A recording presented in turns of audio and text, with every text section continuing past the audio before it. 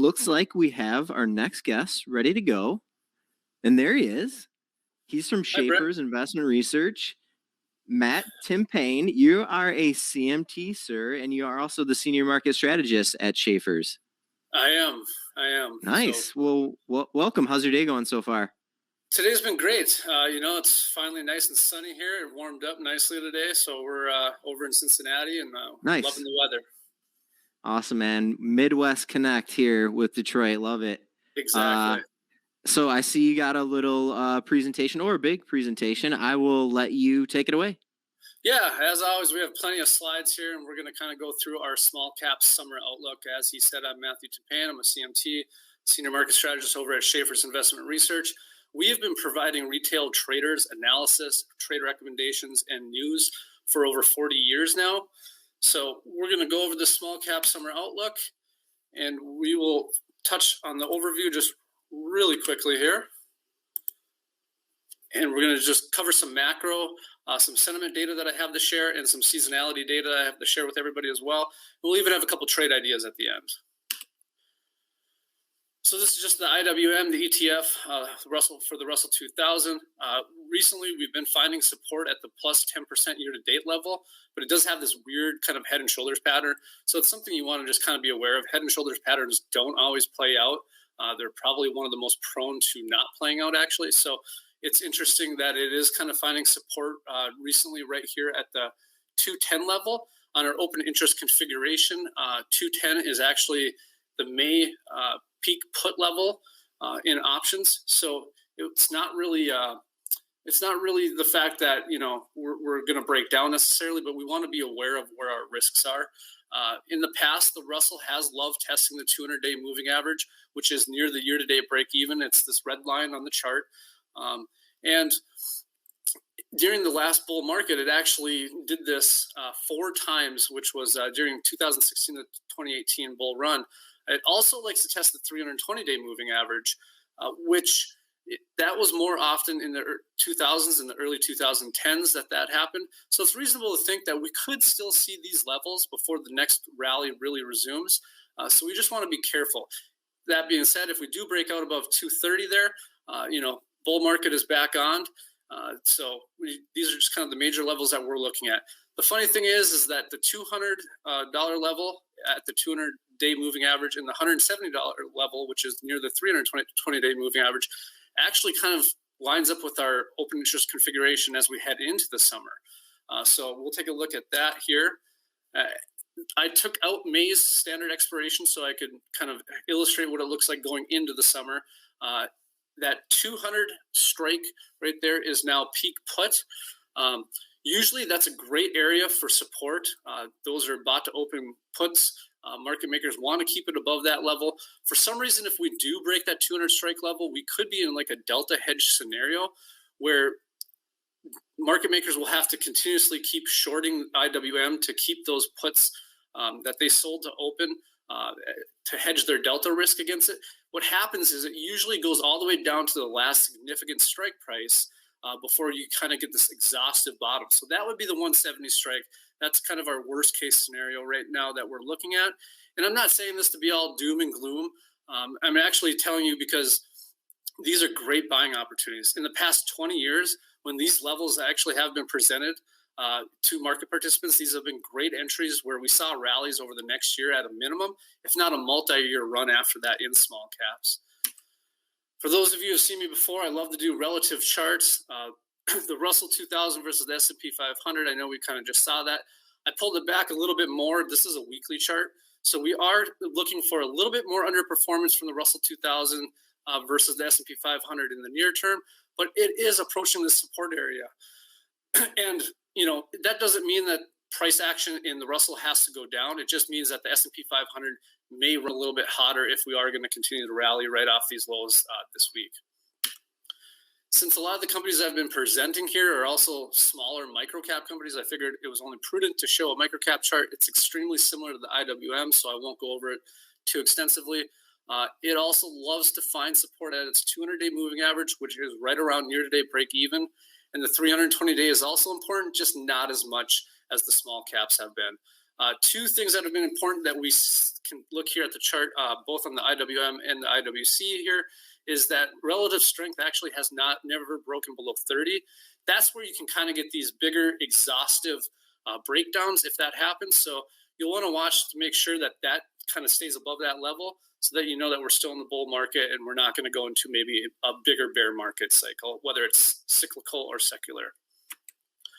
As well, a relative chart on the microcaps, we're already approaching support levels after finding resistance. So we could see a little bit push lower, maybe even a peak through that support level for it only to pop back up to keep that bull market running. But these are things to just kind of keep an eye on as we go forward. Another chart that I have here, because we want to know where we should be kind of allocating within the small cap space when we do get that buying opportunity. This is the growth versus value on the Russell.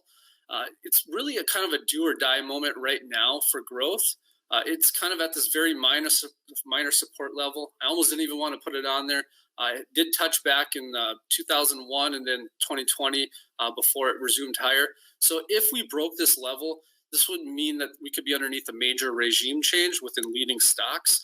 So you no longer will be thinking about technology. You'll be thinking about materials, miners, industrials, transports, financials. You know, they're not the cool kid stocks, but they could be entering a prolonged bull run that we haven't really seen since the early mid-2000s if for some reason the support does break down. Something that we do at Schaeffer's that is a little bit different than a lot of other places is we aggregate short interest data of stocks within the indexes. So we do this for the S&P 500, we do this for the NASDAQ, we do this for the Russell 2000. If you looked at the S&P 500 or the NASDAQ, you would see that the short interest is in this lower 25th percentile. It even has been touching the 0 percentile ranges as shorts covered mostly throughout the past year here on those stocks. But what's interesting about the Russell is that it has remained in the 69th percentile over the past 5 years. So even though we have had a pullback and over the last year we're in the 25th percentile and short interest is down 4.84% year over year and 5.96% year to date, you know, there is still plenty of fuel to fire another bull run here. So, you know, we'd be a little bit more concerned on small caps if this was approaching more of the, 25th percentile or lower on that 5-year basis. Another unique thing that we do is we take buy to open data and we do equity put call ratios. So we ran a 10-day on the IWM. We do this on, again, all the indexes. We do 10 days and 20 days to kind of smooth out this average a little bit. It did recently close around 0.342. That was the other day. So I'm suspecting we did kind of see a little pop with that volatility in the last few days. I know we did in the NASDAQ. What we really look for in these is we like to see those spikes up to about 0.5, 0.6, or even higher to mark definitive, big bottom lows. We haven't quite seen that yet. It doesn't mean that we have to have that for the bull run to continue. If we do break out, sometimes just muddling around like you kind of saw at the end of 2020 and the beginning of 2021, it still could run. So these are just types of things that we look for. If we do end up breaking those support levels, something we would want to look out for is just a giant spike in this. Since we are an options firm, we do look at equity call option volume, obviously. We do think that the options market is a big driver in stocks. It is nearing its 1-year average right now in call option volume. And this is telling us that risk appetite is kind of fading a little bit as the economy reopens. People are going back to the office. People are starting to do other things. They're not sitting at home trading as much. So what does this really mean? It means that we're a little bit more vulnerable to pullbacks and volatility as dealers are buying less shares to hedge those sold calls that they sold. This also means that we'll likely see probably less gamma squeezes than we saw last year in a lot of those small cap, high short interest stocks. This happens usually when the dealers and the market makers, like I said, they sell the calls and then they have to buy stock to hedge those sold to open calls. Well, as those deltas increase against them, they need to keep buying more and more shares to hedge those deltas. So it's kind of almost like a self-fulfilling prophecy that fuels price appreciation. So it's something that we're just keeping an eye on. As long as it keeps holding that 1-year average, maybe we can get another ramp up, and then that would bring us into another bull market. We do a lot of sentiment work over at Schaeffer's as well. One of the things is that we like to look at is the active managers index here. And we kind of look at it a little bit differently. I like to look at the 2-week percentage change versus just looking at it from a relative or from a regular basis or the naive basis. The score did come in at 46.86, but on that 2-week percentage change, we did see a minus 54% reading this week. The last time we saw this was early March, right before we started another short-term rally. When this happens, market lows are usually put in within a week to about 4 weeks. So we could be in the process right now. It's not the greatest timing tool, but it's telling you kind of look out for a bottom. If we do get another flush, it'll likely stay down there for a little bit. But that's just like I said, it's just telling you that it's probably coming soon if we do see a market low throughout this consolidation. So we could be there, we could be moving on already, but we also could see another flush. It's just kind of giving you a heads up. As we move into summer, we wanted to kind of present some seasonality on small caps. I ran data on the last 20 years for the Russell, and as you can see, we're kind of right on track. May, we typically struggle, and we kind of actually pull back right into standard expiration for options in May, and then we kind of see a pop as we head into June. So as of right now, we're on track for that. We want to kind of look, after next Friday to see if we're going to get that pop in stocks as we head into the summer months. And then we also brought something else for viewers. We ran seasonality on all the Russell stocks. What ones performed the best from May 1st through August 30th since 2010, and what were the worst performers as well. So I have 75 of the best performers, and I have 75 of the worst performers. So feel free to take a screen grab of it so you have the data. I'd like to just point out, you kind of see some of the usual suspects here if you've been following small caps for a while.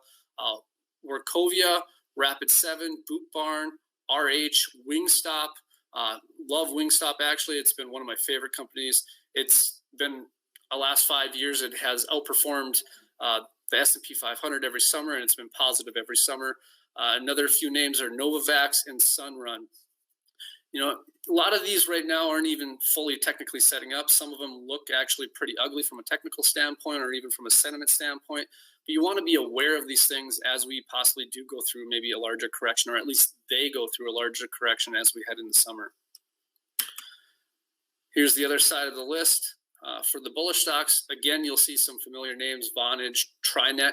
That actually looks pretty good technically right now. Sentiment, not so much. Arrowhead Research, Fizz, that kind of ran right with GameStop, AMC, and all those stocks last year. EXPI is on this list as well.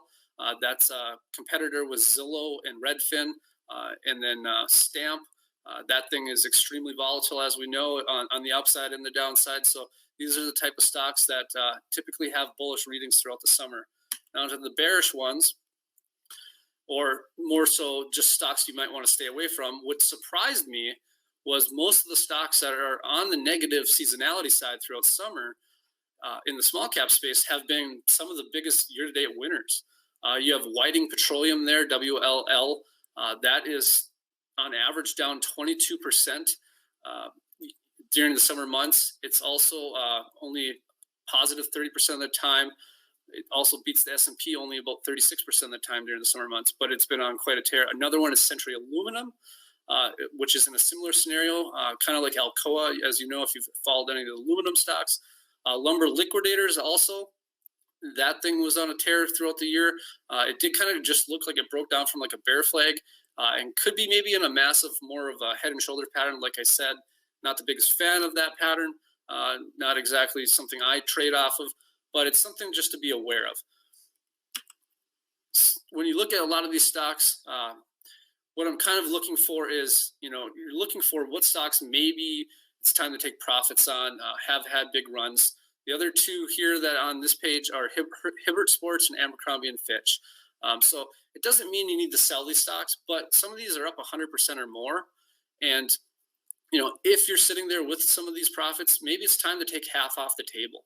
You can probably reallocate those returns into something better that has a better opportunity cost for you going forward. And maybe you can take from that bullish list and look for some of those beaten down stocks. Small caps is a little bit different than options trading if you're buying the stocks. I always look for more beaten down stocks in this small cap space versus when I'm options trading, I'm really looking for momentum and trend drivers. So 2 of our trade ideas, we'll get through this here before we're over. We have Aerie Pharmaceuticals. It's engaged in the discovery, development, and commercialization of therapies for treatment of glaucoma and other eye diseases such as dry eye. Since inception, what really stood out to me is this 100-day moving average has possibly been the most significant daily moving average. It's capped gains in bear markets and marked bottoms in bull markets. It's also got an open interest ratio in the 97th percentile. And when we've seen short interest ratios above 1.0, it's been very bullish. Revenue growth is also supposed to be around 50%. And as you can see on the chart, it broke above resistance and now retested support now twice, and it has an upward sloping 100-day moving average. You can see it's just been a major pivot point for it just in the short time. Apologies for that. This next chart is GAN Limited. It is a software provider for online casino gaming and online sports betting applications. It provides a platform for simulated gaming operation and provides back office management tools to its clients. Now, we all know online gambling is moving forward in many states, so they should see continued catalyst as states seek revenue after many states took huge hits to their tax receipts during the pandemic shutdown. It's very similar to the cannabis scenario that's playing out. You're seeing a lot of these states move forward with legalization of online gambling and sport betting, just like cannabis, because states are looking for revenue. So what do we have here? It's a little bit more of a risky trade. It did fall out of a bullish channel, but it did find support right where it did back in the fall. And it is kind of popping a little bit today. So oftentimes we see this, they come down, it fakes out of that channel, it'll pop right back up into it. If that does happen, this has potential to go back to the mid-20s here. It's got decent short interest data. 8% of its flow is short, and we're starting to see some covering actually in the last 2 weeks. It's down about 6%. Revenue growth next year is also 22%, but that could increase as well as we move forward and as states look at legalizing online gambling or sports betting. So as always, thank you for your time. We'd love to chat with you about your options trading. We also do about 4 to 5 stock reports every year. And you can come over to schaeffersresearch.com. We have a lot of great educational content, news content, and feel free to follow us on Twitter at Schaeffer's and at Timpane. Really appreciate all the good information, Matt. I have a really quick question for you. Yeah. If you could have one recommendation on how a retail investor or maybe an intermediate retail investor who's just looking to kind of supplement their strategy, what's like the quickest way? What's the best way you think someone could start education about technicals?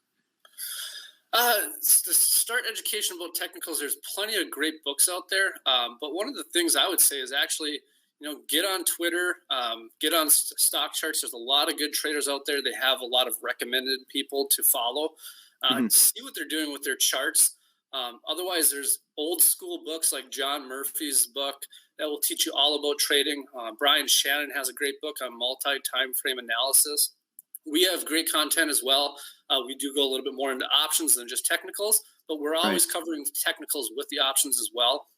So give us a follow. That's probably the best way to do it. You just gotta hop in there and look at everything itself, and then just try to find the right people to follow. Love it, man. What's the follow we should do?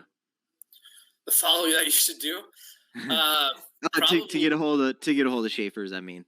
Oh yeah. You can give us a follow at Schaeffer's or at Timpane. Great. Feel free to reach out to us. Otherwise, come over to the website. You can always talk to somebody there as well.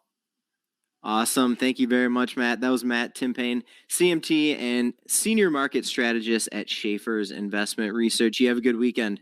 Yeah, you too. Everyone have a good weekend. Thank you, sir.